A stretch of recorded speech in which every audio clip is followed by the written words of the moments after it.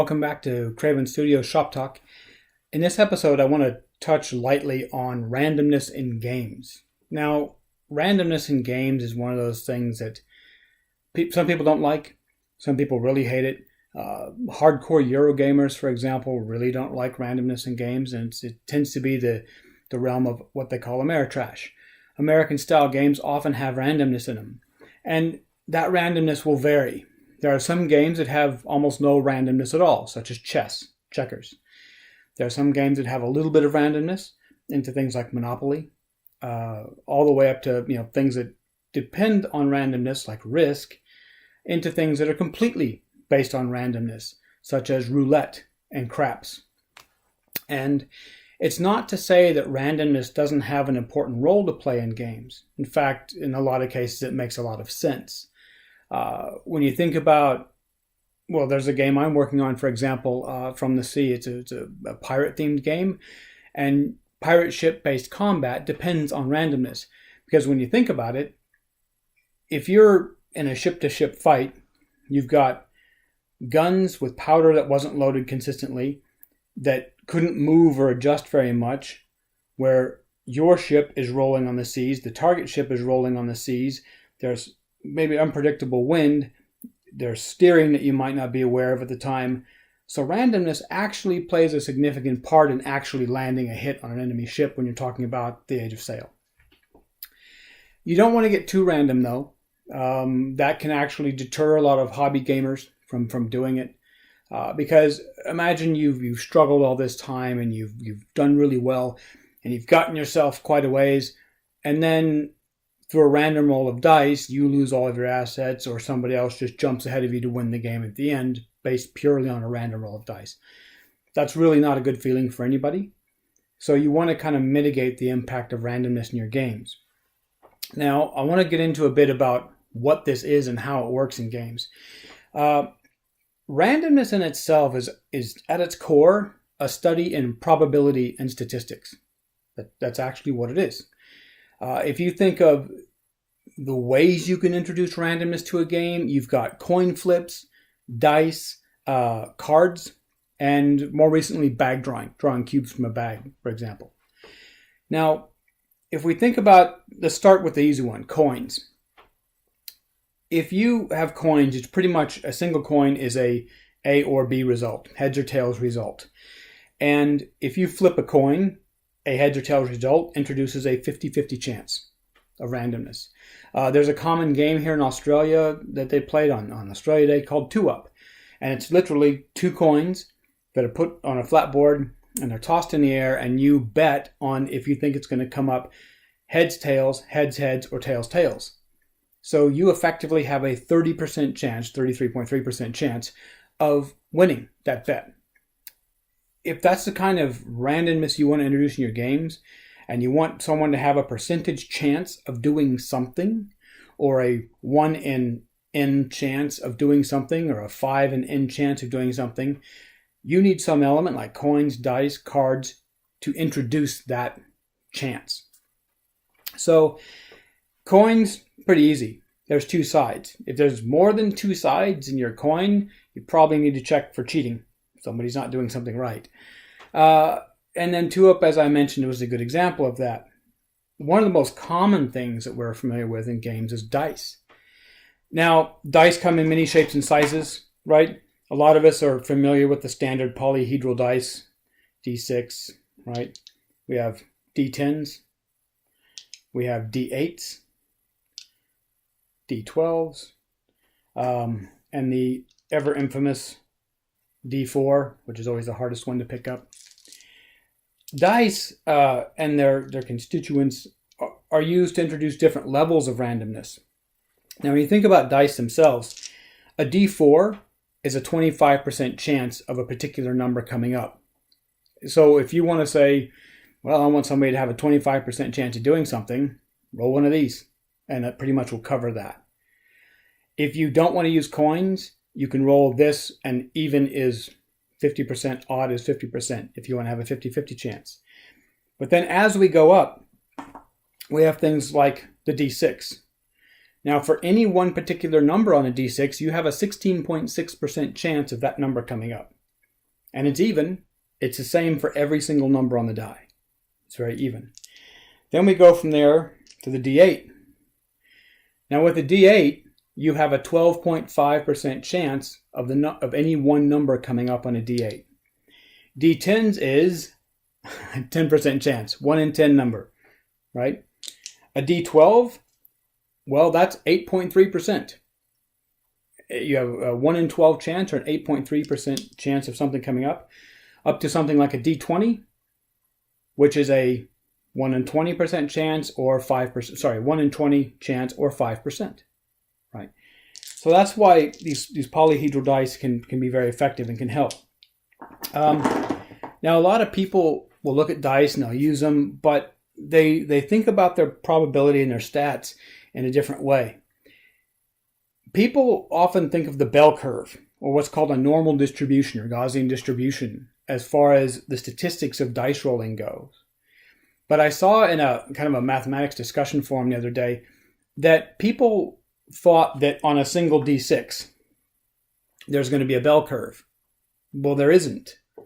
If you're only rolling one die, and it doesn't matter what die it is, there's an equal chance of any one face coming up. And if it's what we call a fair die, or is truly random, if you roll this die 10,000 times, you won't have a curve. You'll see that every single number has come up a roughly equal amount of times. Bell curves come into effect when you have multiple dice, multiple ways of generating the random number. So for example, I've actually created a dice simulator where you can try these different combinations of dice. You can do plus minus per die or allow re-rolls for dice under a certain value. I'll put a link to that in the video notes below.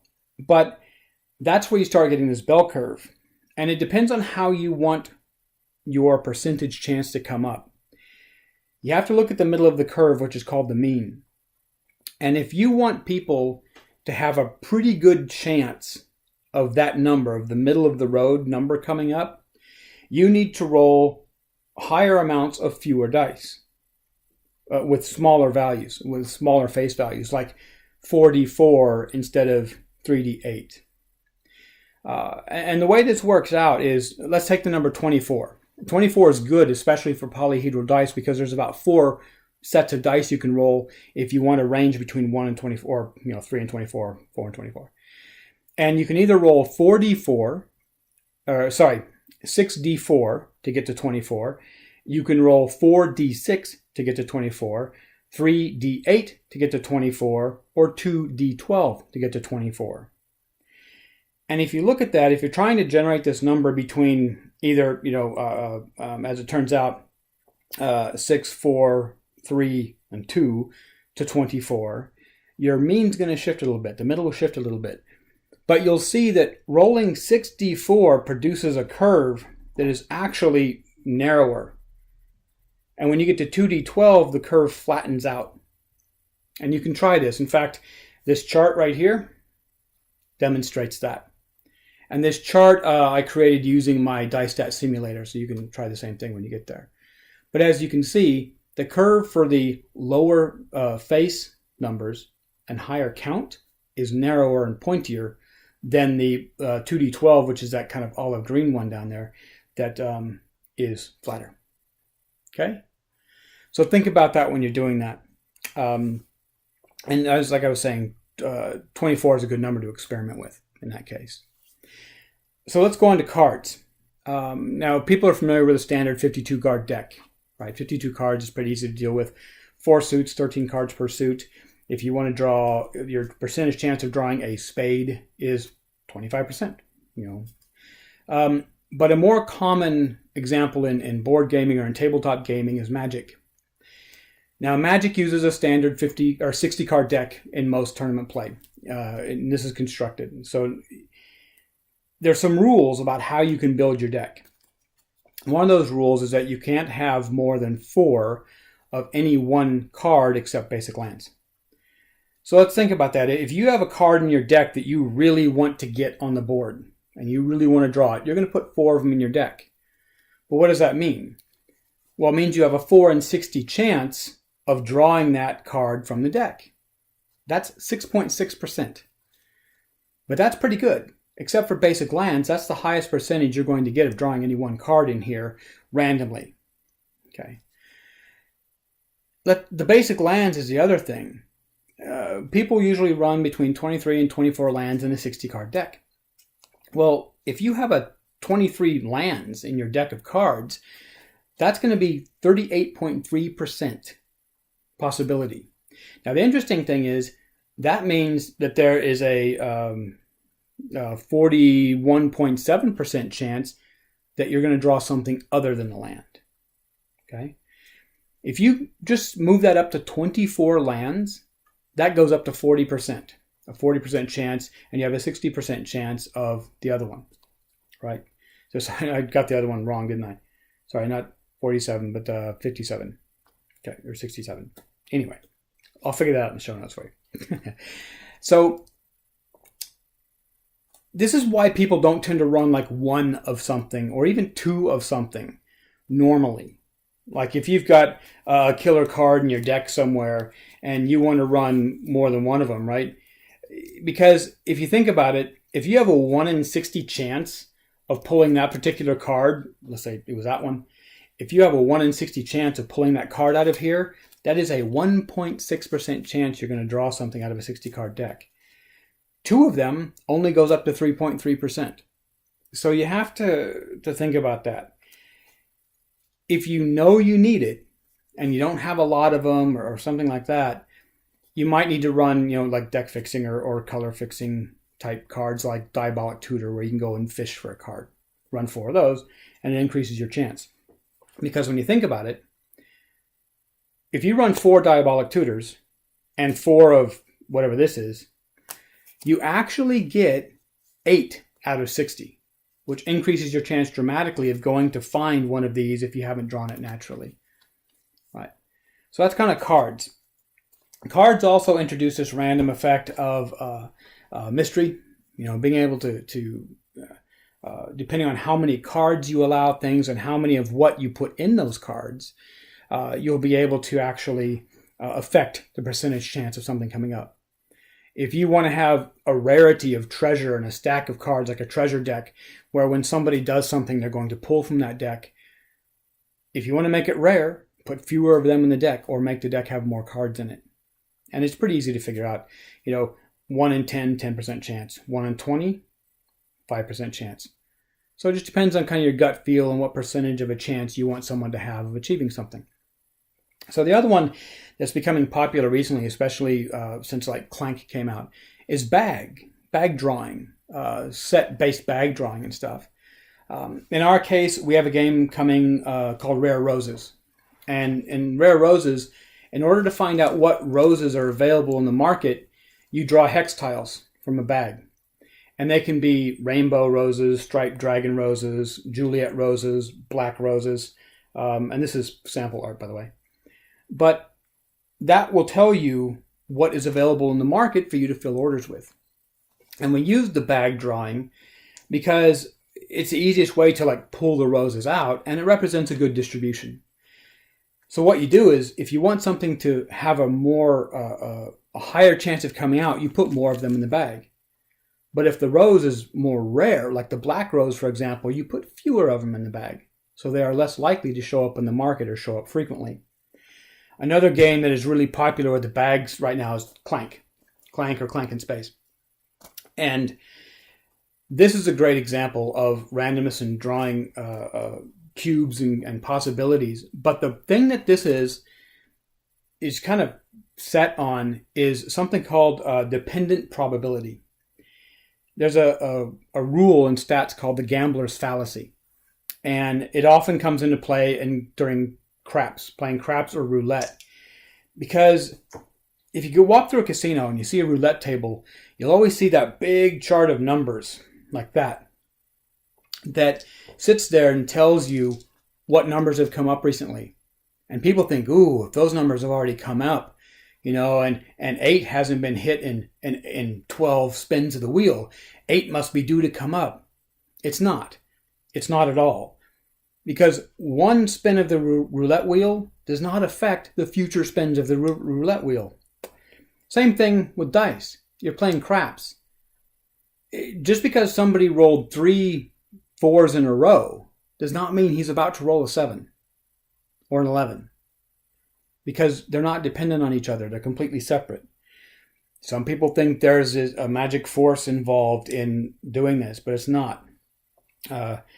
Gambling is a curse on those who failed at their stats class. Anyway, with Clank, for example, we can make it dependent though. Okay, let's say we've got all 5 sets of cubes in the bag. Red, blue, green, and black for the dragon. There's 5 of each in the bag. So what happens is, if I draw one of them out, and it happens to be black for the dragon, which isn't good for any of us, but when that comes out, it means now there's only 4 in here, right?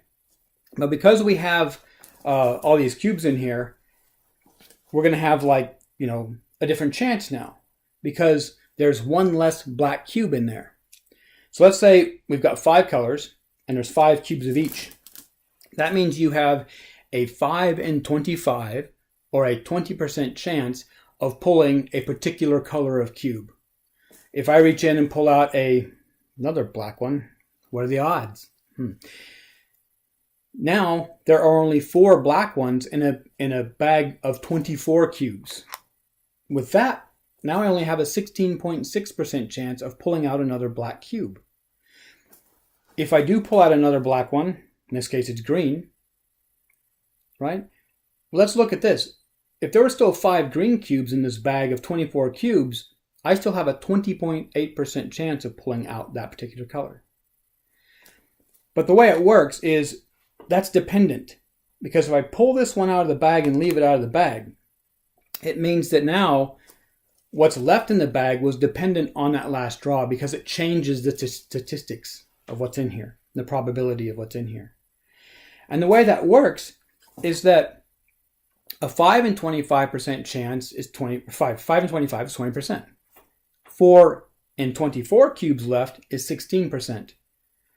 If we draw another black one, we have a 3 in 23%, or 3 in 23 chance, which is 13%. If another black one comes out, now we have 2 black ones left in a bag of 22 cubes. That's 9%. Now we have 1 black cube left in a bag of 21 cubes. That's 4.7%. And if we pull the last black cube out of there, we end up with 0. There's a 0% chance that we'll get another black cube. But if we haven't touched the other colors, it changes. So there's still a 5, in the beginning there's a 5 in 25 chance, or 20%, that we're going to pull a particular color, let's say blue.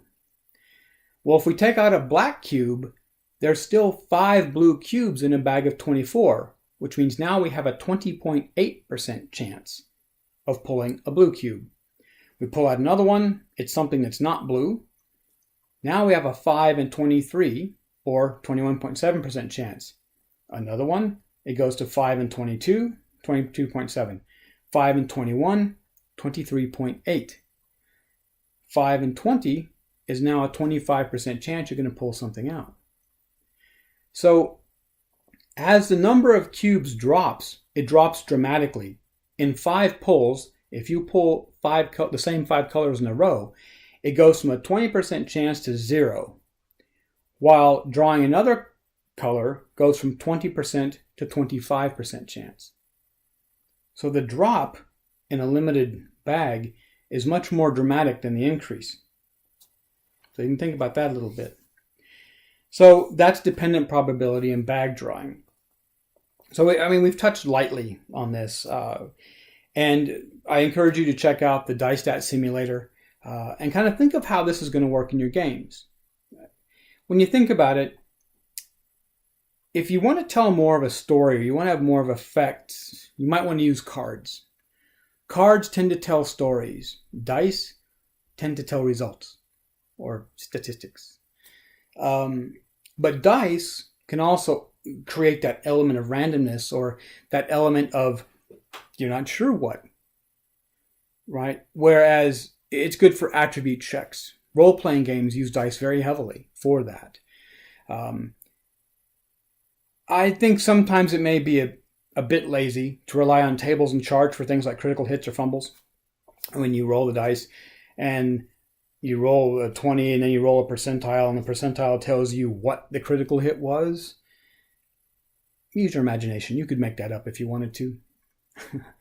But if you want something that's, fairly deterministic, or you want the probability to be fairly controlled, combinations of dice, 4d6, 3d6, 2d6 plus 1 kind of stuff, is a very fine-grained way to get a lot of control over the randomness in the game. If you want the ultimate control over the randomness, use a set deck of cards, because you know exactly what's going to happen. And if it's not going to be random at all, but you just wanted to tell a story, you can have the players stack the deck in a particular way. Might not be as interesting, but it's quite possible. So as far as randomness in games goes, it has its place. I use it when appropriate, like for Rare Roses and for From the Sea, we're using it. But use it judiciously. Make sure that it's not a scenario where someone is about to win, has got a clear lead, and then somebody can come from clear in the back of the pack to win based on a die roll. That's very disheartening, actually. So use randomness where appropriate, and be creative with it. Kind of investigate your probability and statistics a bit. You might find it kind of fun. I'll put a bunch of links down on the bottom there to some online courses on probability and stats from like Khan Academy and CK12. My dice stats roller, so you can experiment with different dice combinations. I'll put a link to that down there. And let me know what you think. So if you have anything you'd like me to cover in future episodes of Shop Talk, let me know in the comments below, or send me a message on Twitter at Cravon Studios, and I'll see if I can include it. Okay? Thanks again, and we'll see you next time. Next week we'll have another interview episode, and I'll see you in 2 weeks on Shop Talk.